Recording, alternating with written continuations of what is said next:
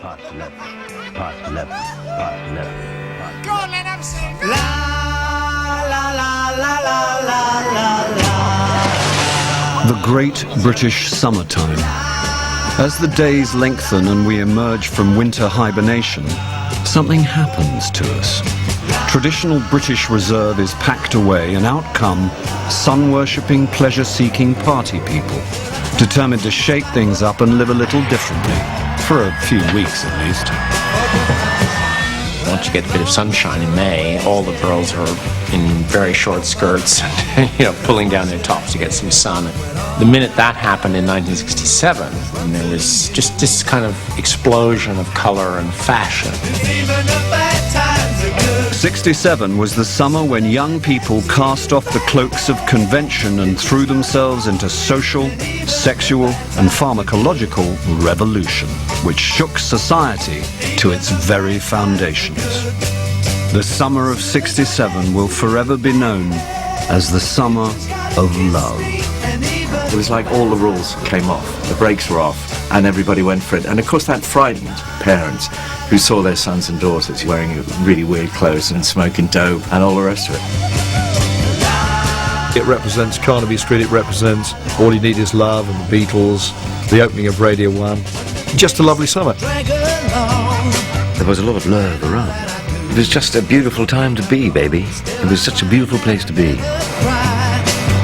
All my years were summers of love, so I don't have to worry about 67. That was just in the middle somewhere.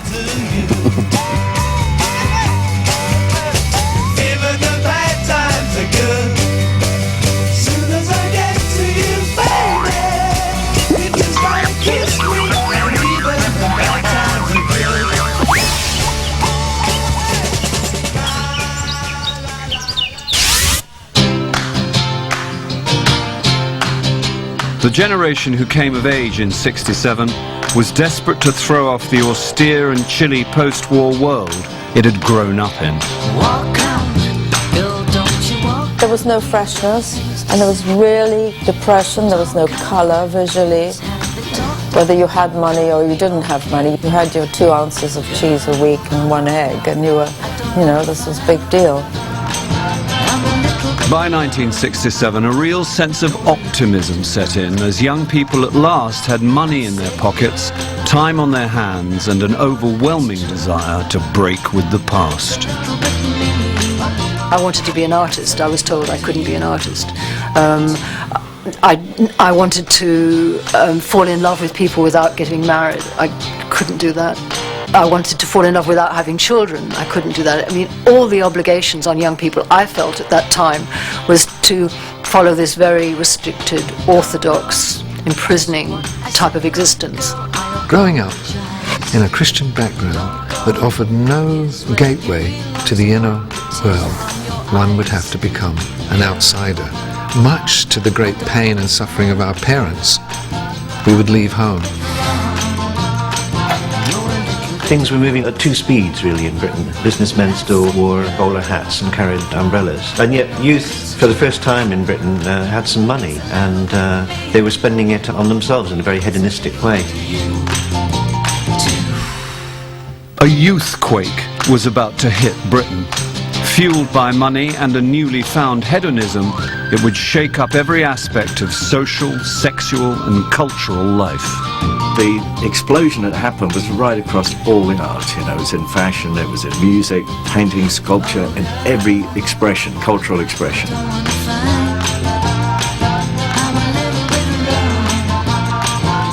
There was an incredible feeling of excitement coming into that summer that the world had changed and would never go back to the way it was before.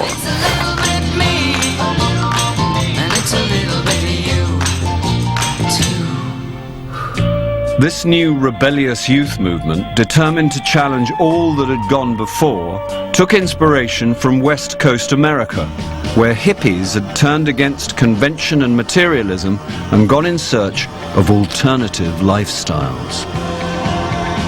San Francisco was the epicenter of the hippie movement. Here, the spirit of the summer of love was literally wafting in the air. Ex-Harvard academic Timothy Leary was the Pied Piper of the hippie movement, encouraging people to turn their backs on the old order. Turn on, tune in, and drop out. There was a feeling that anything was possible, that things were not going to remain as they had been, you know, 2 kids and a house and a washing machine wasn't going to be satisfying anymore. It's no accident that the hippie movement needed that era of relative financial prosperity to function in. There was enough around that you could indulge in leading a different life.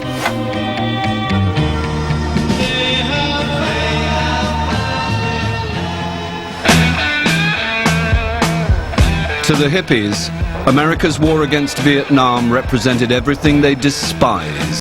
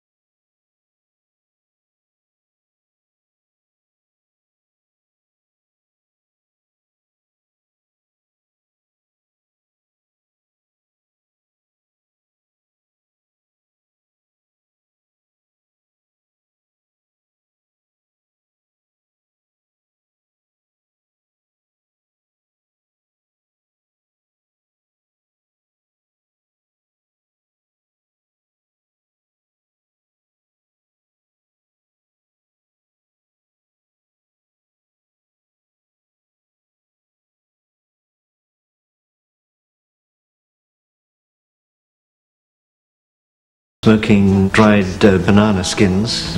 Banana peel was supposed to contain some hallucinogenic that you could get high from. That was that week's sort of hippie scam.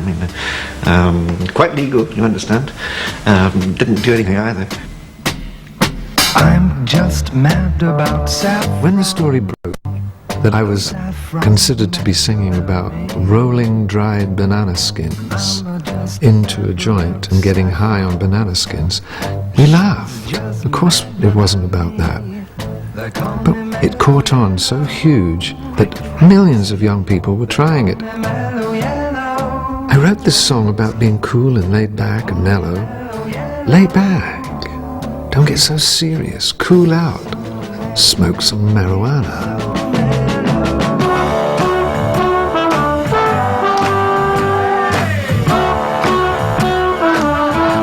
I'm high on pot now. My mind is not confused. It's amused, perhaps, but not confused. You know, you've got your little roller out and your bit of paper and these terribly scraggy little cigarette spliffs that everyone handed round. And I do actually remember there being a shocking occasion when I was interviewing people. And one of them got out a spliff and lit it, and they passed it from one to another. And someone even handed it to me, and I went, no. It was very common, of course, and even rather smart. I went to many quite posh dinner parties, and after dinner, you know, instead of the port, they got out a beautifully rolled refund, handed it round.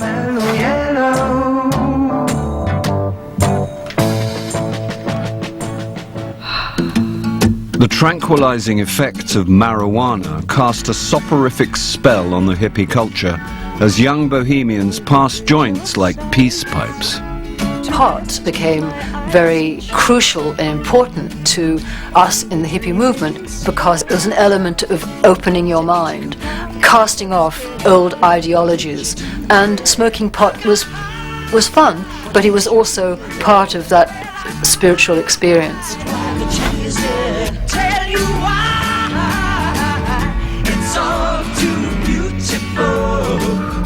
Although everyone seemed to be smoking marijuana, its use was still illegal and severely penalized.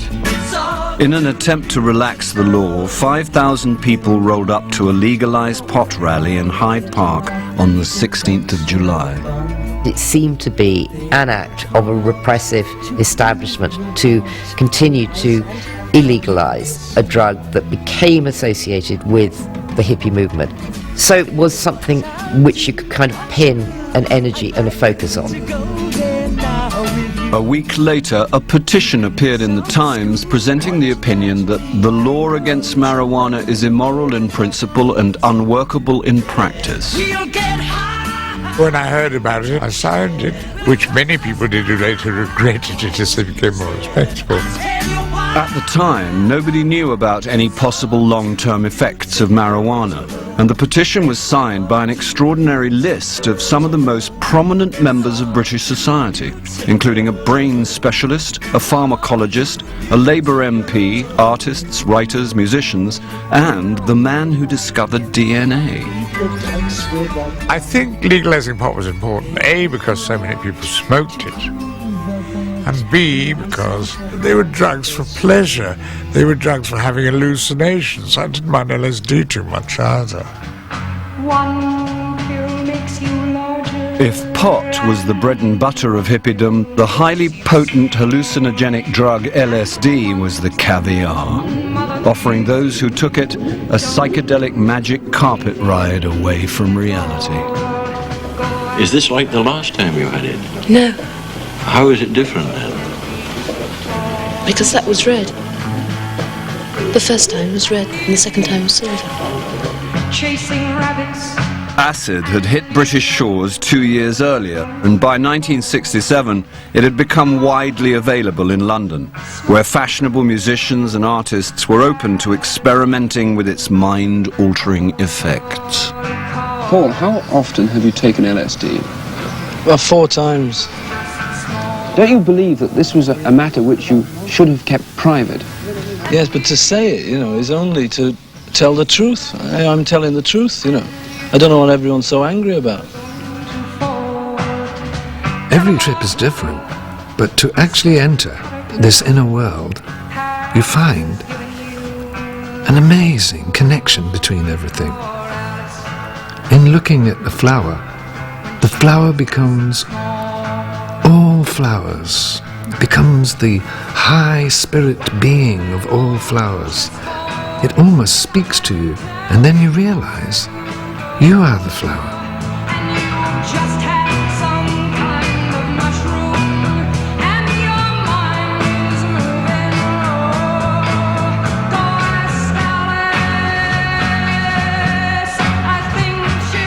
My feeling was that if I took LSD, I would lose what little personality I had. I'd be completely mad.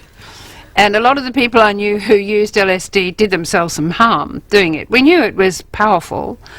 I can remember someone saying to me, "Oh, I was offered LSD, so I took it," and I thought, "Oh, it's not doing anything to me at all. I just feel like I usually do." And then I opened the fridge door and everything in the fridge was singing.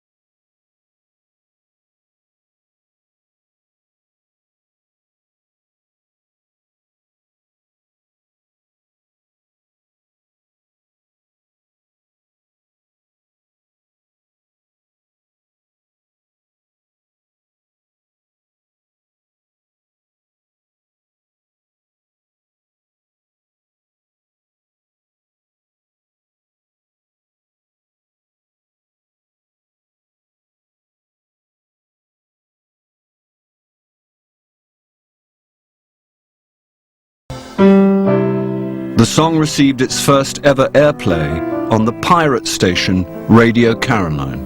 It was played and people started calling the station and saying, "Where can we buy the record?" I mean, it was incredible the impact it had. I took a bus up Oxford Street and I saw these signs in record shops saying, "We've got it." But it wasn't till I got towards the other end of Oxford Street and had passed 3 or 4 record shops that I realised what they were talking about was actually our record. We skip the light fandango and turn cartwheels across the floor. I was feeling kind of seasick.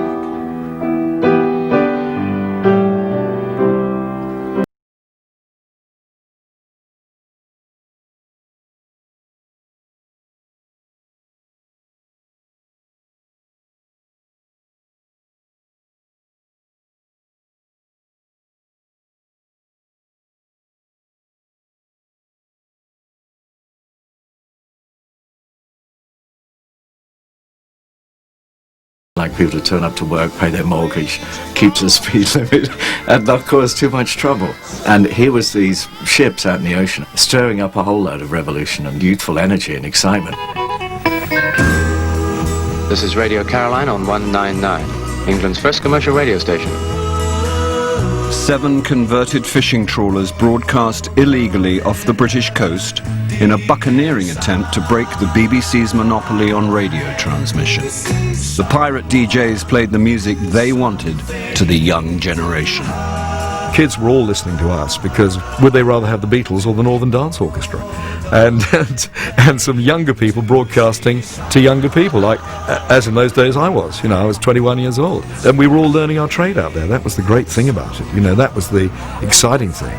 Because you couldn't get a job at the BBC if you were below about 35 or 40. The BBC was presented by middle-aged people reading from scripts.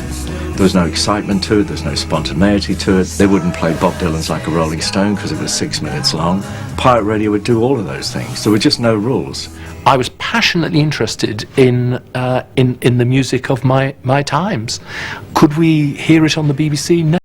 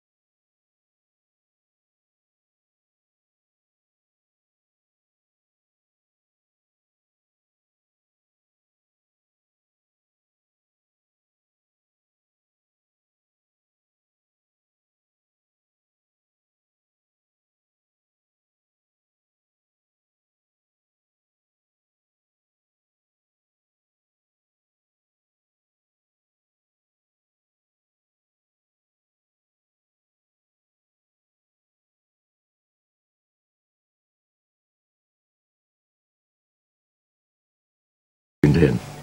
This is Radio Caroline. It is now 12 midnight. And we want to say welcome to the new phase of broadcasting from Caroline. I want you to remember something. That is, a station that belongs to you and is right cannot ever be taken away from you. And there are a lot of people... We thought, what would be the first record that we should play to sum up the times of 1967, to sum up what Caroline stood for? And there was no contest, really. We played All You Need Is Love at midnight.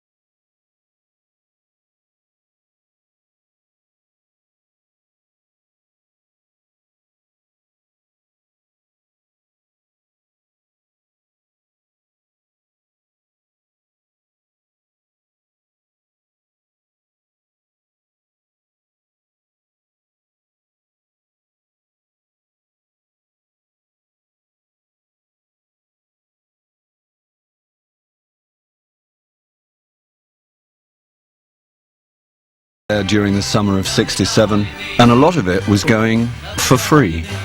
But free love only became possible because of another chemical miracle. In the spring, the contraceptive pill was finally declared safe for use. It unlocked the floodgates, sweeping away sexual repression on a tidal wave of estrogen. Now everybody could do it without fear of the consequences. That was a really major, transforming event. I grew up in a generation which was pretty kept in the dark by our mother's generation, who didn't want us to know about sex because if we knew, we'd do it. There you are, in the corner. No, it's Free love might have been at the core of the hippie message, but was it free for all? Free love? It means no inhibitions. It means if you fancy somebody, you do it. And of course, they did it en masse at rock festivals and so on. All over the floor there are bottoms going up there. Well, I don't mind.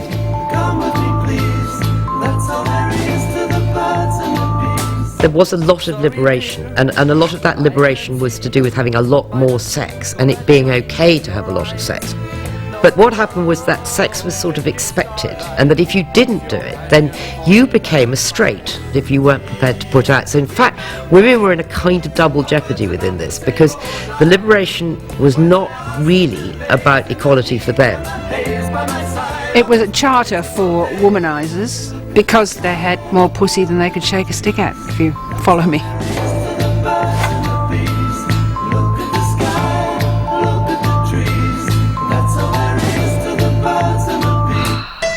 Another kind of love became free that summer, gay love. Sex between men over the age of 21 was legalized with the Sexual Offences Bill in July.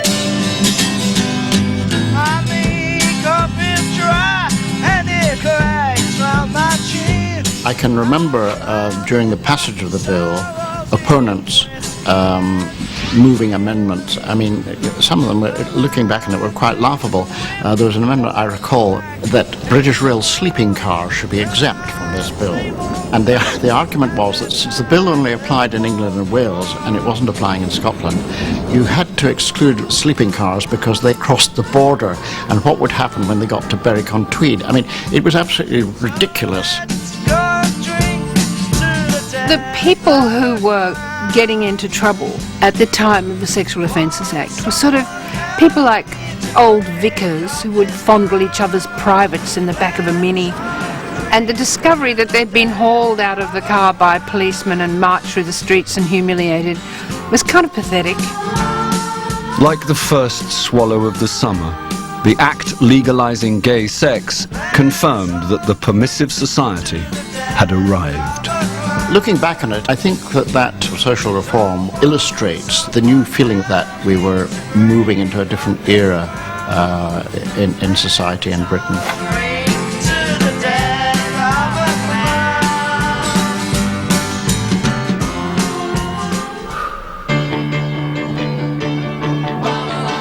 If there was a personification of unfettered sexual freedom, it was the Rolling Stones.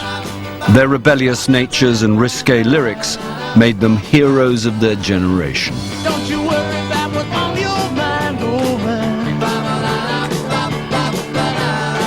I'm in no hurry, I can take my time, oh man.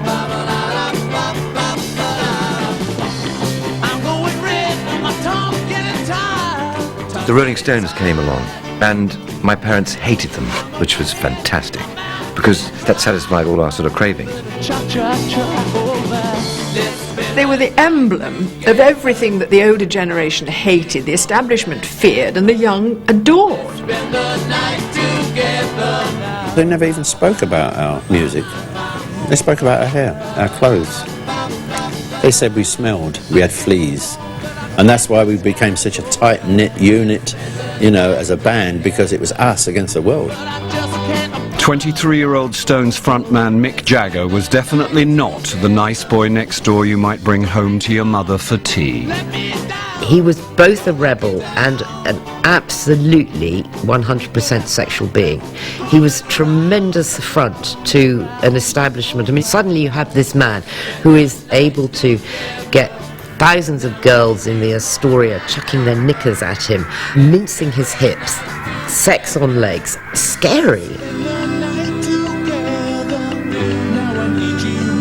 As the Stones' success grew and grew, so did the moral panic surrounding their openly suggestive sexual stance. But should the mums and dads really have worried? They used to queue up. So if there was a little knock on the door at 2 o'clock in the morning, you open it and there's this pretty little girl, can I come in for a drink? What do? You say no, go away. Must be mad. It was one of the things you could indulge in to your heart's content and not suffer in any way unless you picked the wrong girl and she was unclean, as they call her, I suppose. But 3 jabs up the bum, it's all over. You're all right again.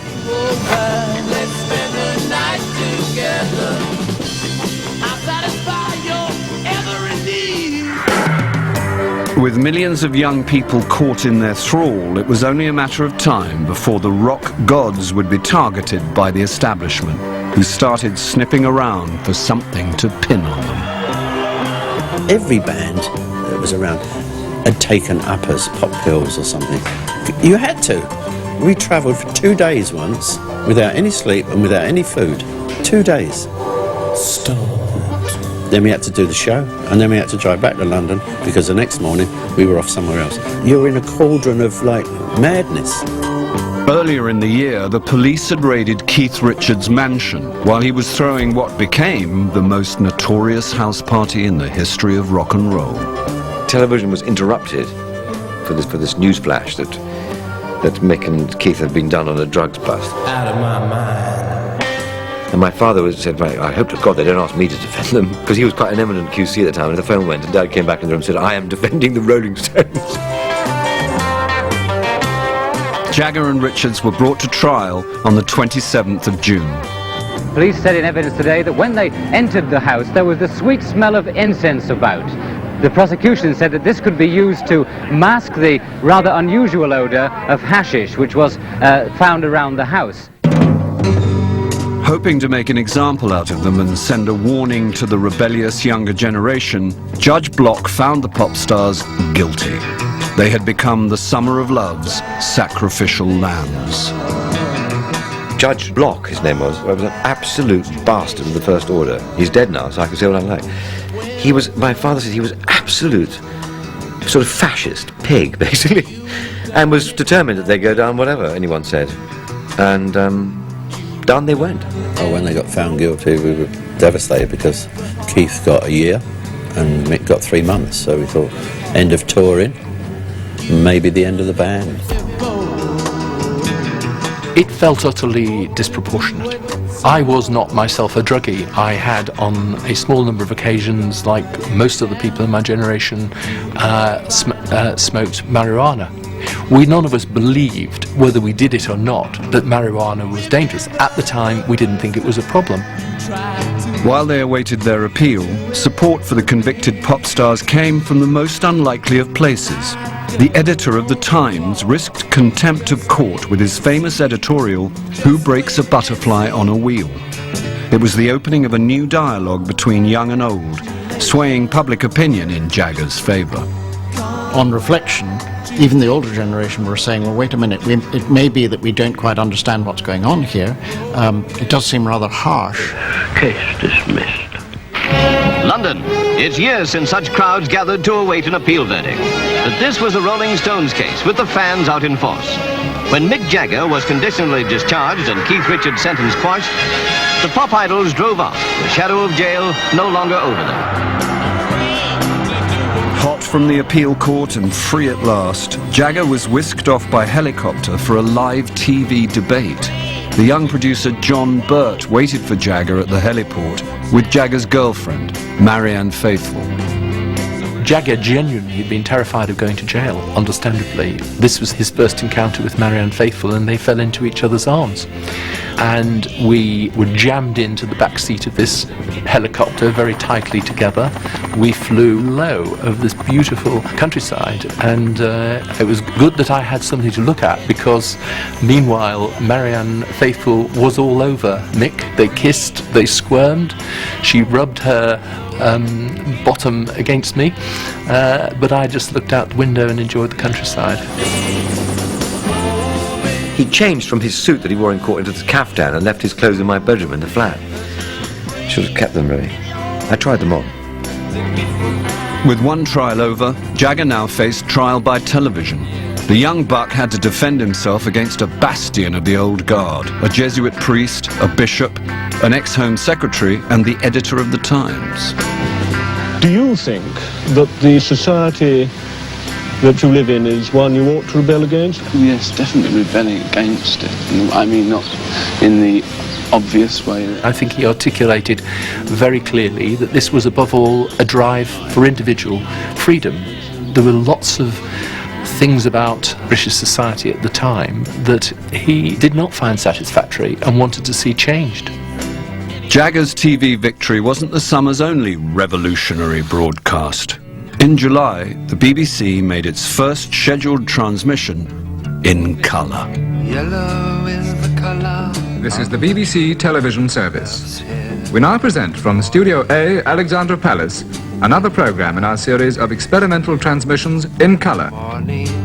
We were chosen to be the first studio to have colour cameras, and as I was the only woman, I was the one designated to test out patterns and colours. Very bright colours simply glowed around you, you see, and white was just dazzlingly bright. Green is the colour of the spark. Stripes were out, spots were out. I love scarlet, then it had to be a sort of pale, dull orange. So we had to calm down the colours.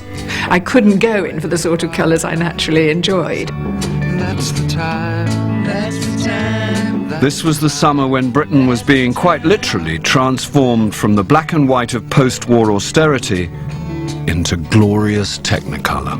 Blue is the color of the sky in the morning. As Britain became saturated with colour, its vibrant capital was the engine of change. Hey there, Georgie girl, swinging down the street so... By the summer of '67, swinging London had become a leading fashion centre. London really did swing, and whoever you were, wherever you were, you found a way of getting yourself to London because that was the place to be. Suddenly the world looked at London and said, there's something worth copying here. We Britified the world. Not beautified, Britified. You could be walking along Kensington High Street or through the park on a summer's day in 1967 and you'd just fall into conversation with someone because their clothes told you a whole batch of things about them.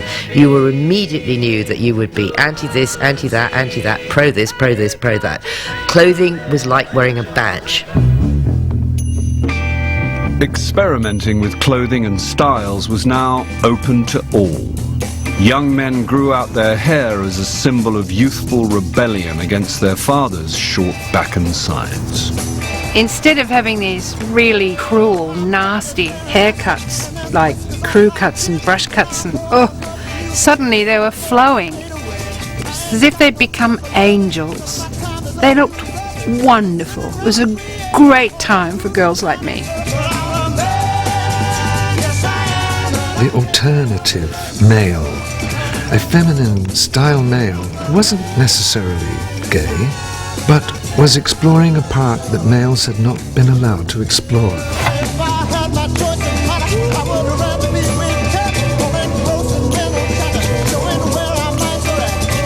The psychedelic patterns and flamboyant styles of men's fashions reflected the colourful changes taking place in society.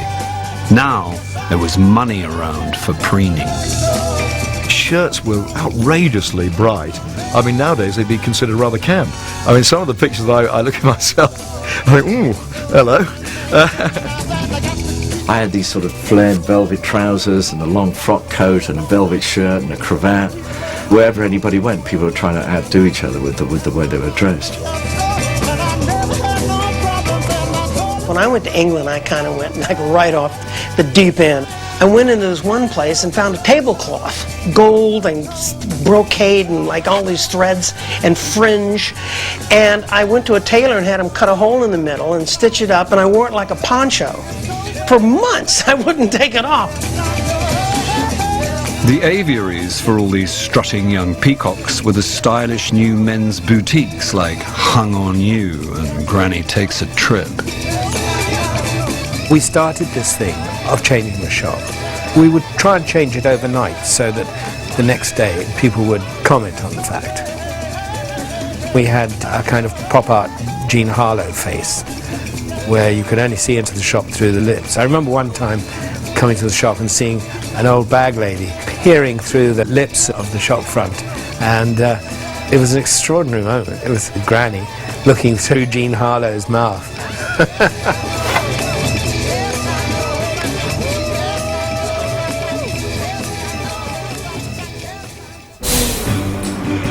Super trendy women's boutiques also came to dominate the high street during the summer of love.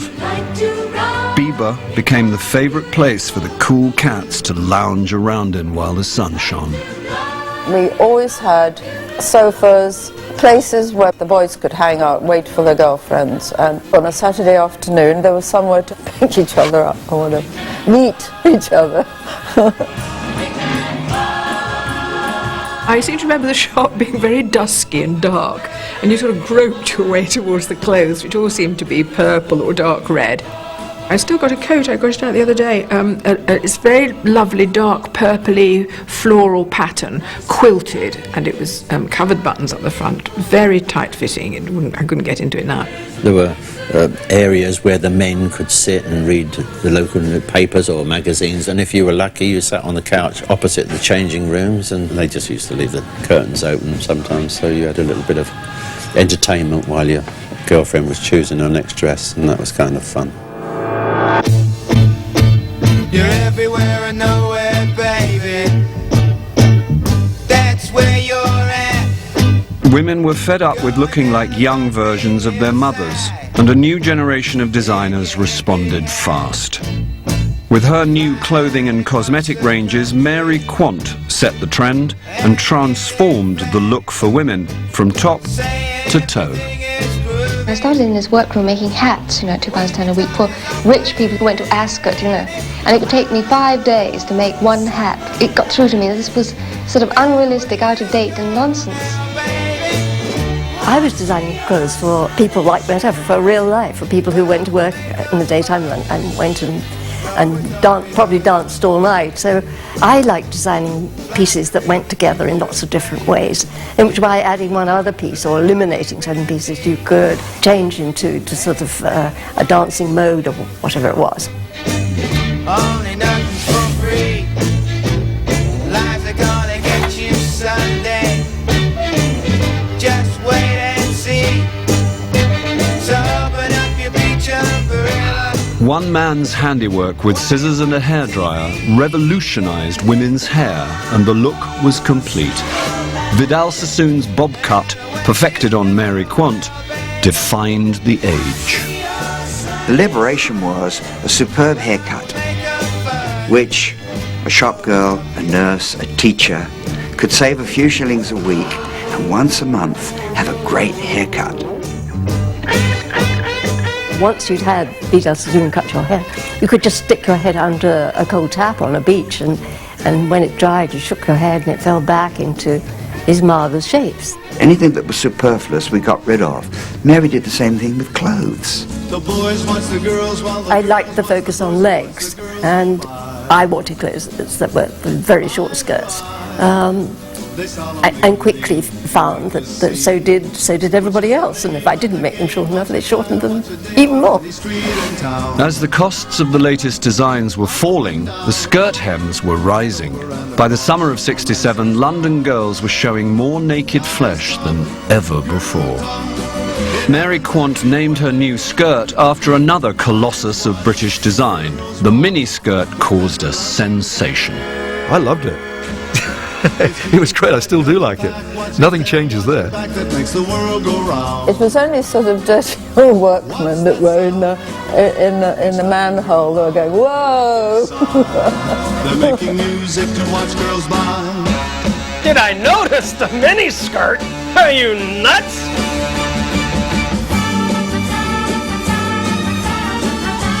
The skirts were thought to be monstrously short, and there were indeed sort of city gents furious about these clothes.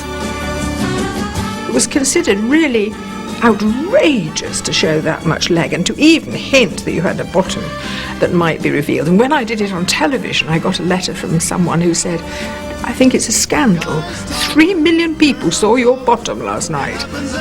One or two of my male friends said that the miniskirt wasn't any kind of liberation because you had to wear tights. There was what they called less access. There was no space anymore for a woman who had hips and thighs and breasts and hair, underarms and on legs and so forth. What happened was that the woman was driven out. She was replaced by the girl, and life for womanly women who had big bosoms and big bottoms was unbearable.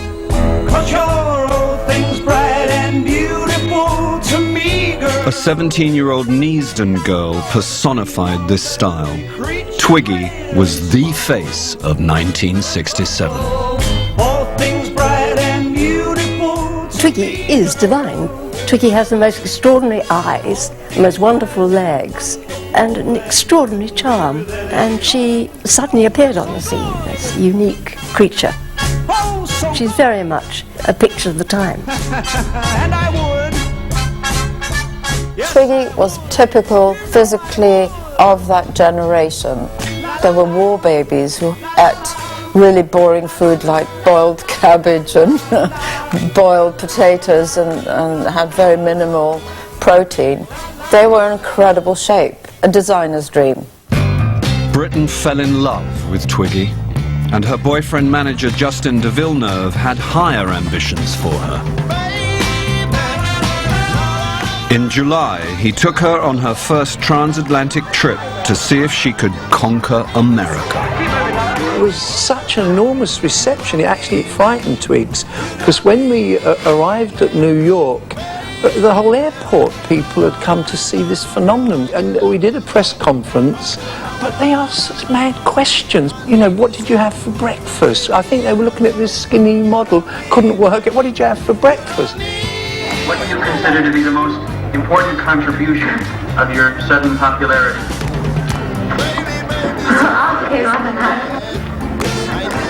She's beautiful. I couldn't believe it. I've never, you know, I thought, I'm on to a winner here. She totally beguiled America. They'd never seen anything like that before. So it was all part of the British invasion to America. And we were part of that. There were the Beatles, the Stones, Twiggy and Justin.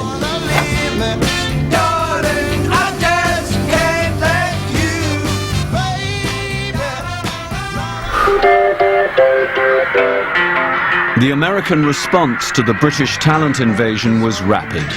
In June, the Monkees, Hollywood's carefully created version of the Beatles, arrived on our shores for their first UK tour. Once in Britain, they were inevitably dubbed the Prefab Four. The reception we had in England was just phenomenal. The Monkees represented all those kids out there all over the world at the time who wanted to be the Beatles. We had a poster of the Beatles on our wall, and we would like jokingly throw darts at it. Specifically, our fans were the next generation post-Beatles. I mean, our fans were 10, 11, 12 years old. The Monkees filled the gap left by Beatlemania. Their squeaky clean image allowed preteens their own pop fix. Hundreds of kids, out in the streets yelling and screaming. Rumor has it that the producers of the show received a royal note from Princess Margaret asking if we could keep the noise of the kids in the street down. Saw her face. This deafening rating on the Screamometer was entirely due to the Monkees' massively successful TV show, which had been running on the BBC throughout the year. The fantasy became reality when the manufactured TV band began touring for real.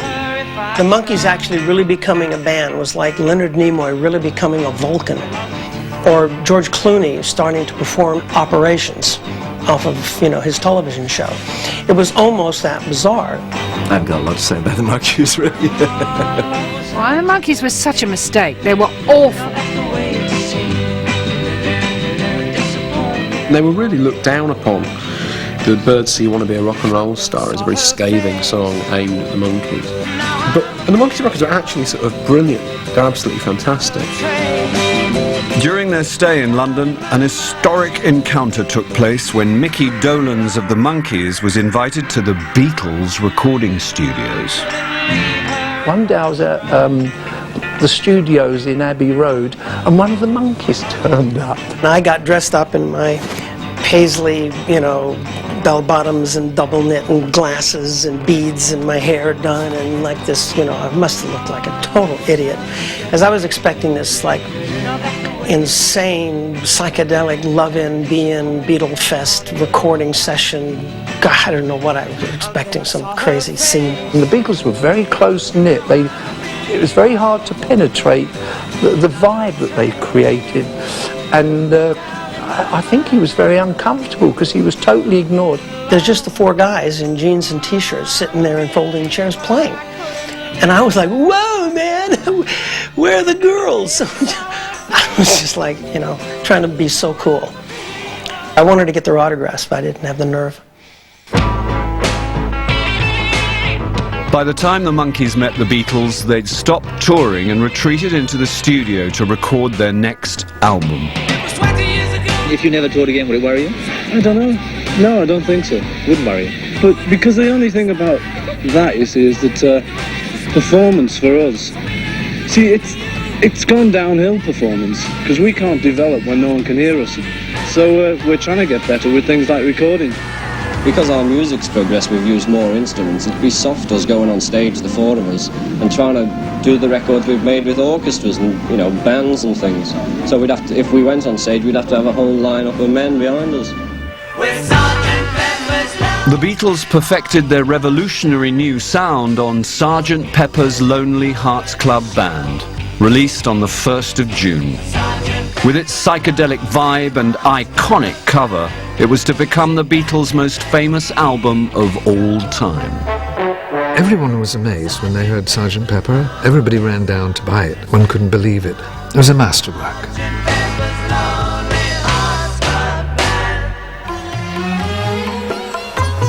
In August, the Beatles left London for a summer break in Wales, following their newly adopted spiritual guru, the Maharishi Mahesh Yogi. The hippie quest for enlightenment and alternative living had led, via LSD, to the meditation offered by Eastern philosophies. When I saw the Beatles going down to Wales on the news, it occurred to me I'll call me pals up and see what's going on. And one of Maharishi's aides came down to see me and invited me to meet him. And he initiated me. Although we had known about meditation before, especially George and I, now we had the practical understanding. Now we could stand up and say, give the drugs a rest, meditation's the way. The Beatles' flirtation with the Maharishi was emblematic of the time, as a surge of young people abandoned their Christian upbringings and sought enlightenment of their own. We went looking for a more complete, more serene, more powerful way of life.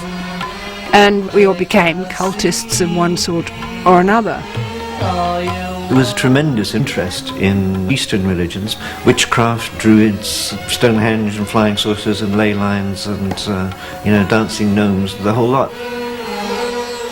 A dark cloud gathered over the Beatles' holiday retreat with the shocking news of the sudden death of their manager, Brian Epstein, the first of many drugs casualties. The Beatles returned immediately to London for the funeral. The summer's innocence was fading fast.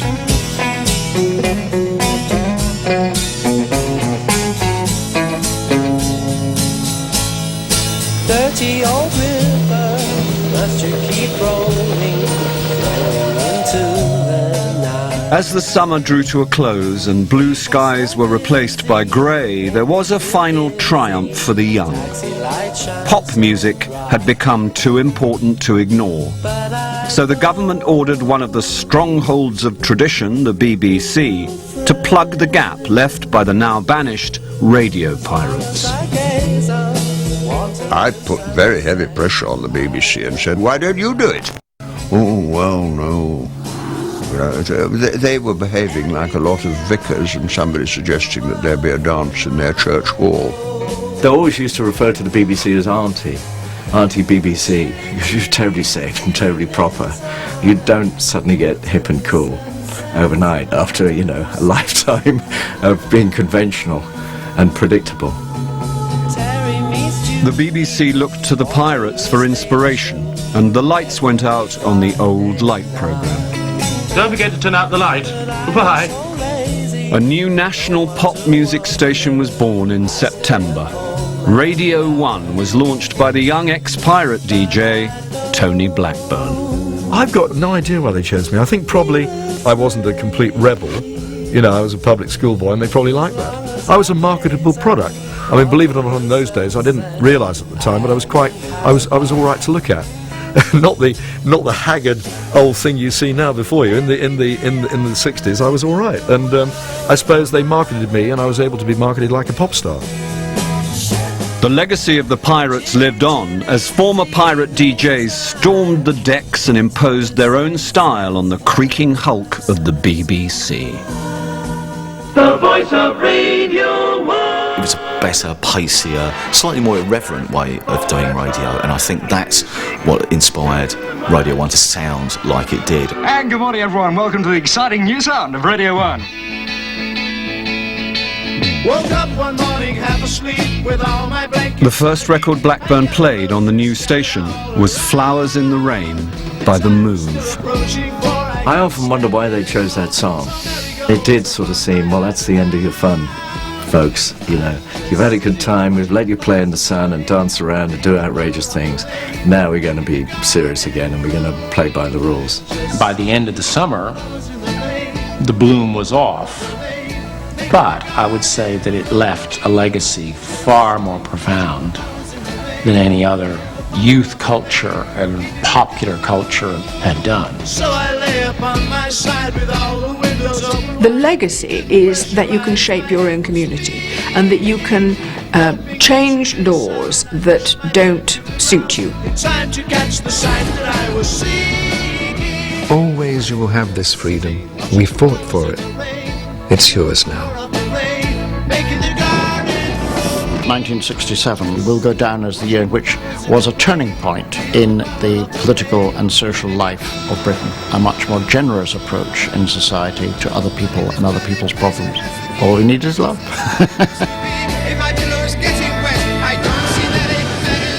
Just for a minute, people forgot about how hard it was to survive in Britain, and they actually tuned in, dropped out, got high.